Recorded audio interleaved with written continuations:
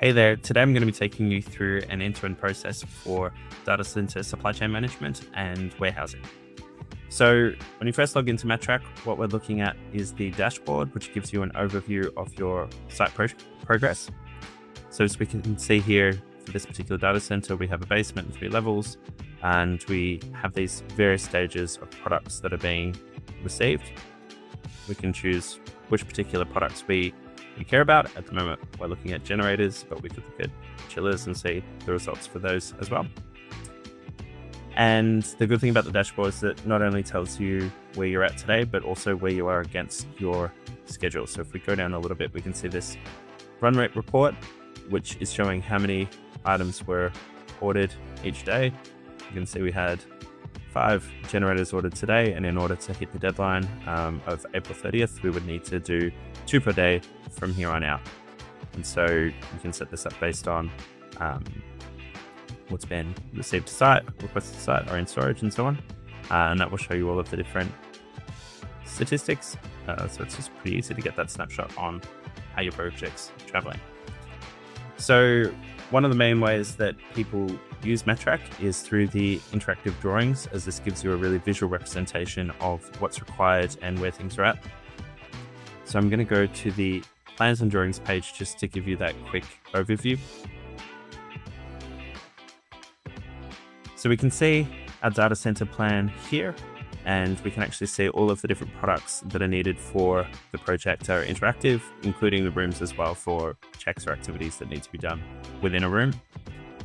I can filter this to just look at the UPS, and then we can see where they are along here. For each of these products, I can jump in and look at the details. So we can see that this particular product is planned for delivery. It's currently at the supplier factory. We've got 2 of them coming, pending. Not a huge amount of information there. And similarly, we could look at other items like our generators, which this one has been installed. And then we have all of the information about this one, including when it was wrapped on site, supplier, and any other comments about the product as well.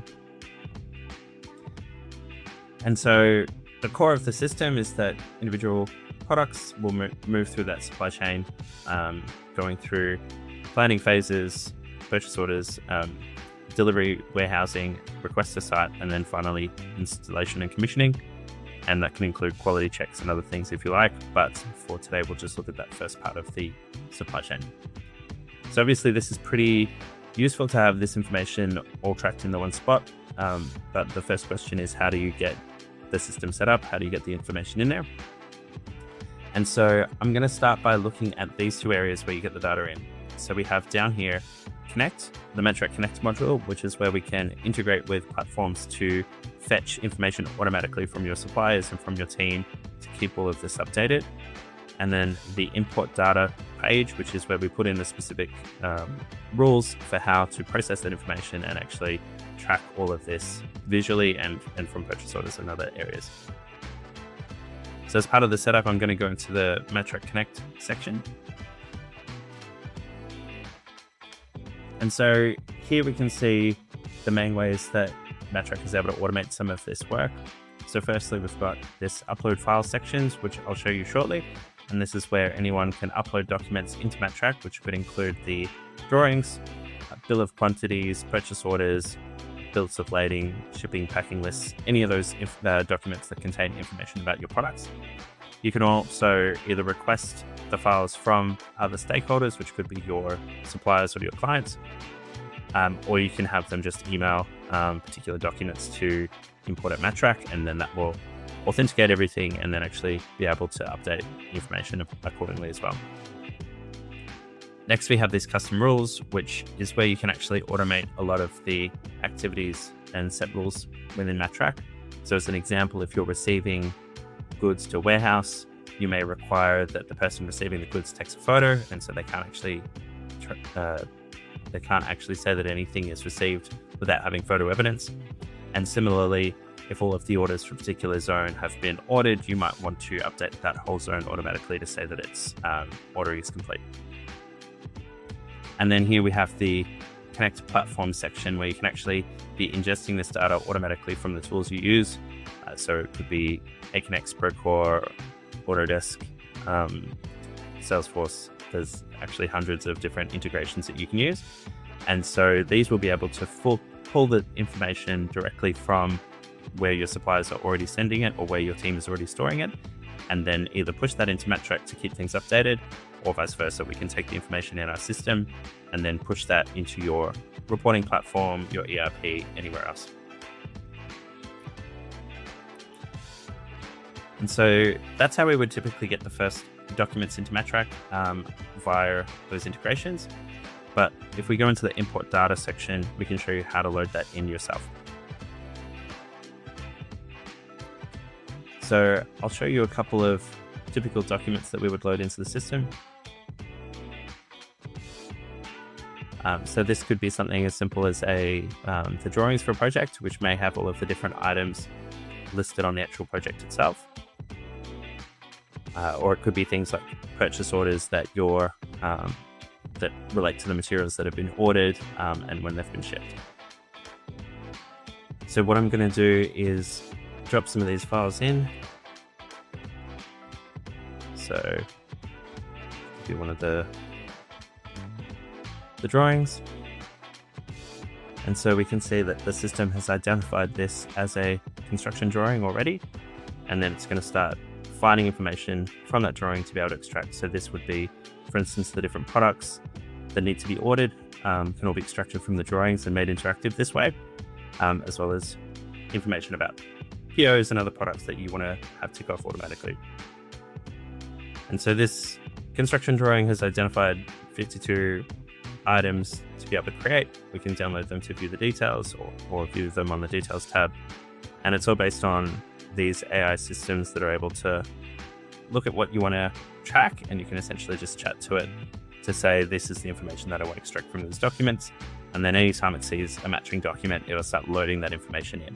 So you essentially set these pages up once, and from that point onwards, anytime you get an updated drawing revision, anytime you get an updated BOQ, updated purchase order, they all automatically load into the system. So you remove all of the manual administration normally associated with coordinating your supply chains. So now that data is in Matrak, and one of the main ways that people use that information is through the custom reports page. So here we have the all generators report, which is showing us all of the generators in the project. We also have some other custom reports here, which I will show you briefly.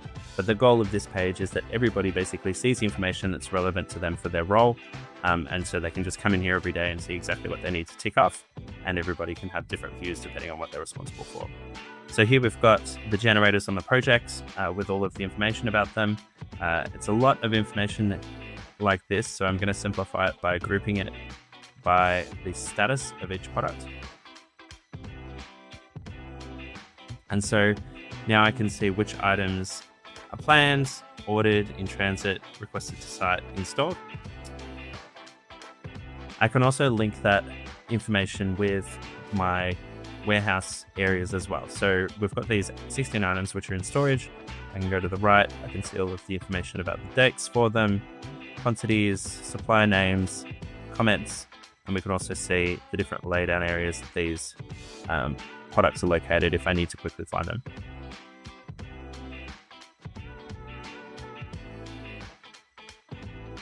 And so now I'll show you a few of the different types of reports so you can get a feel for how this would work for your particular role.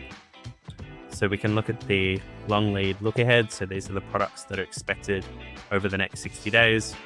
And this just has a simple filter that says for any of the products, if the date required on the job is less than 60 days from now, then it's going to show them on the report. And so we can see of the items that should be arriving in the next 60 days, we've got 12 that have been shipped already. Similarly, we can have reports that show just the products that are late to site. So these ones are all of the things that should have actually arrived by now already. We've got another report for deliveries per week. And so these are very quick to set up, as you can kind of see, just a couple of buttons to set everything up. Once you have them ready though, you can favorite them and you can also make them either a company report or a project report. And so that means anybody in your team or on that specific project can look at exactly the same information as you every single day. And so here I have my purchase order report. And for each of these purchase orders, I can actually see the products that are linked to each order, the status of the individual products. And all of this is loaded in automatically as I receive those POs from suppliers. And so this just gives me a first indication of what's sitting where, the status of each order, and all of the products associated with them. And so now I'm going to have a look at what would happen when those products are actually requested to the job site.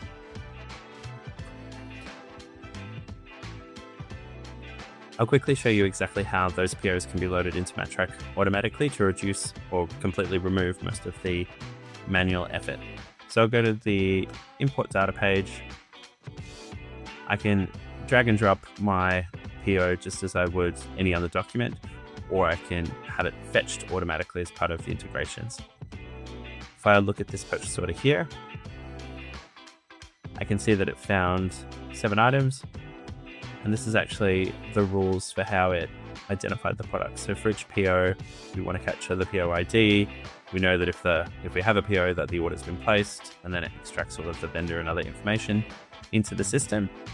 And then based on that, it's able to keep things updated automatically without you having to do any data entry.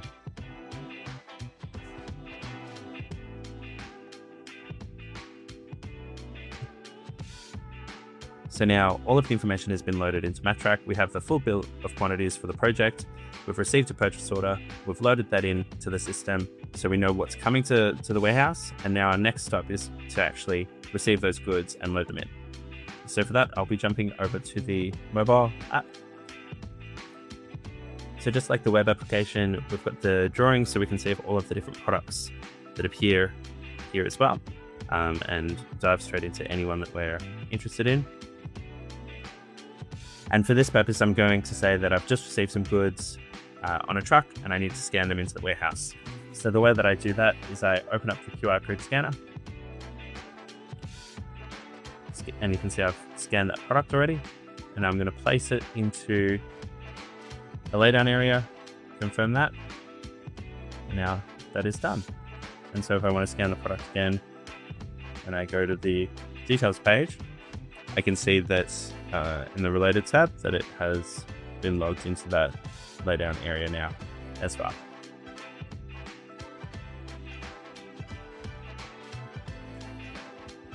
So it really is as simple as that. It takes 2 seconds and you've scanned the products into the location and they're now in storage. And then for the people on site, they also have the same visibility, so they can look at the drawings and actually request products to be delivered to site. And so I would get a notification, for instance, that these 2 generators have been requested to site. So I can look at all of the products that have been requested for delivery. You can see this list of them here. So for each product, I can go in and view all of the details of what's required. I can take photos,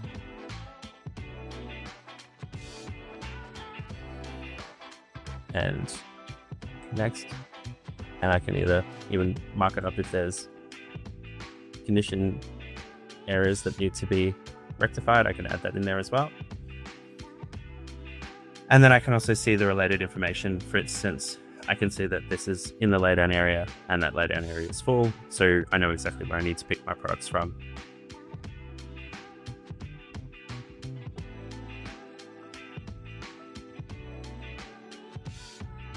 And so that's basically it in terms of the goods receipt, warehousing, and being able to deliver things to the job site. It's super simple, it's very visual on the drawings, and the custom reports mean everyone knows exactly what they're responsible for. The last thing to look at is if you want to get the overall statistics around how your various trades are running, and that's where we use the portfolio dashboard, which can show you across multiple projects or multiple suppliers about where things are at. So if I go to this one now, you can see a list of some of the projects that I'm on. including this data center project here. And so what I'm looking at the top is just the overall health of my portfolio, how are things progressing to their construction deadlines, how many quality checks are being completed, are photos being taken, are we receiving products correctly as they go to warehouses and so on. And then top 3 performing suppliers and the ones that need the most support. And then down here against each project, we can see the overall health against the timeline, any issues that need to be resolved, who the owner is for each of those different trades, and then the throughput basically over the last few months about how products are progressing. And then on the right hand side, we have this Gantt chart, which shows based on the project start and end date, how much has been completed, where things are sitting at the moment, and it just gives you that overall snapshot as well. And all of this data can be integrated with Power BI or any other reporting system that you need as well. So that covers the end-to-end of managing data center supply chains in Matrak. Hope you have a wonderful day, and thank you so much for your time.